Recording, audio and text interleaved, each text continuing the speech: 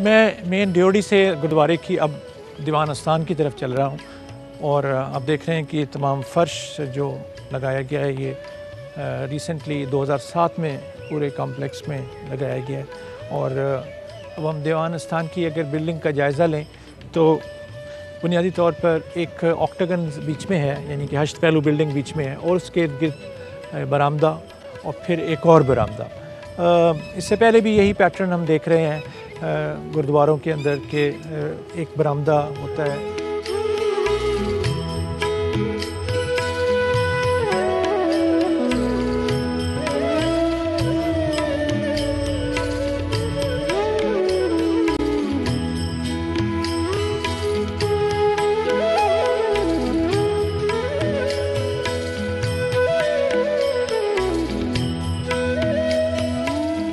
डोम है वो बुनियादी तौर पे एक स्क्वायर प्लान पे एक डोम इंट्रोड्यूस किया गया है जो क्यूपोला जिसको हम कहते हैं, यानी कि डोम के वो गोलाई वाला शक्ल वो आप देख रहे हैं वो मौजूद है। और टिपिकल जो डिटेल होती हैं डोम की वो यहाँ मौजूद हैं। ऊपर कलसा मौजूद है और लोटस के पेटल्स की एक वेरिएशन मौजूद है।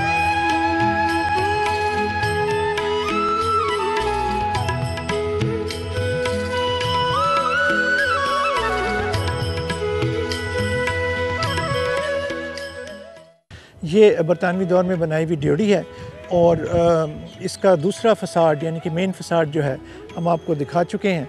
और यहाँ पे ये देख रहे हैं कि इसमें फिर वही उसी तरह से पसो पेश वाला सिलसिला है।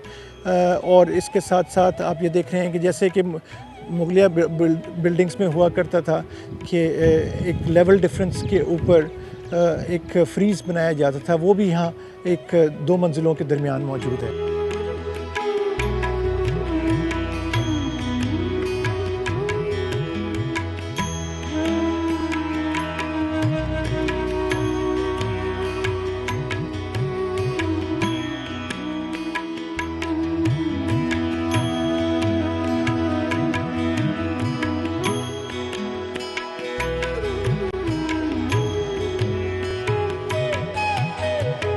मैं आपको ये बताता चलूँ कि जो प्लास्टर की डिटेल्स हैं वो बहुत एलैबोरेट हैं हमारे यहाँ, जैसे कि ये उसका बेस है, शाफ्ट है और फिर ये ऊपर यहाँ पे लोटस की वेरिएशन है।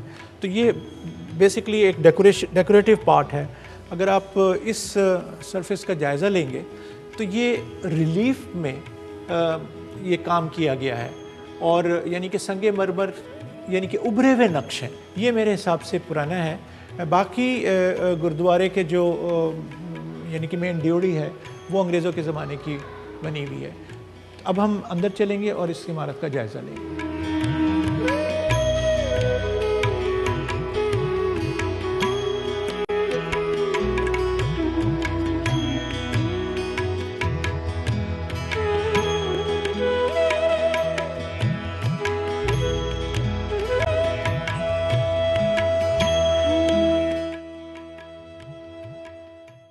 तो आगे अरदास हमारी जीवन सब तेरा, को नानक सब तेरी वडियाई, को नाम जाने मेरा।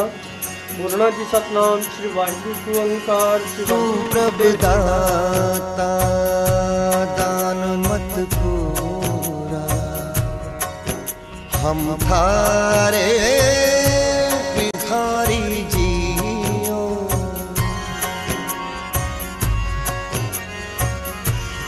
मैं क्या फिर न रहा,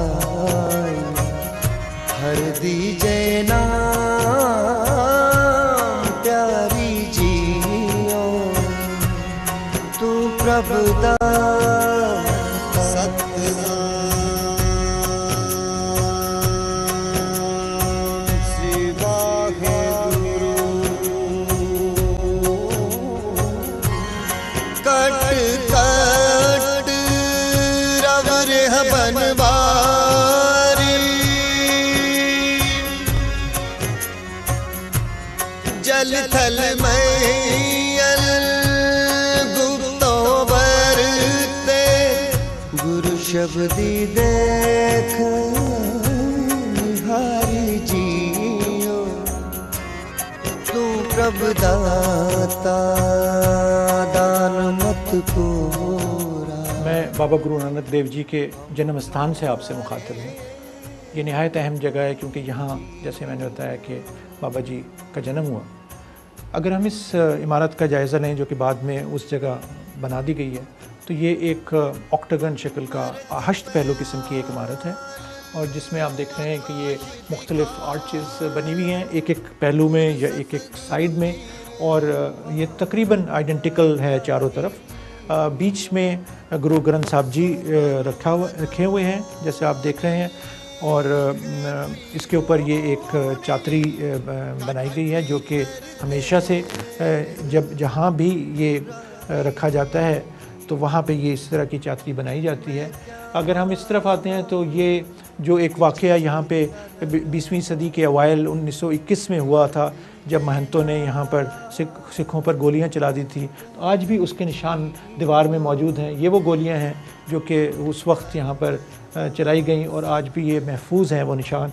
कुछ यहाँ पर मौजूद हैं, कुछ ये दीवार के अंदर मौजूद हैं, और इसी तरह से मैं देखता हूँ कि कुछ एक आधा गोली का निशान नीचे भी मौजूद है।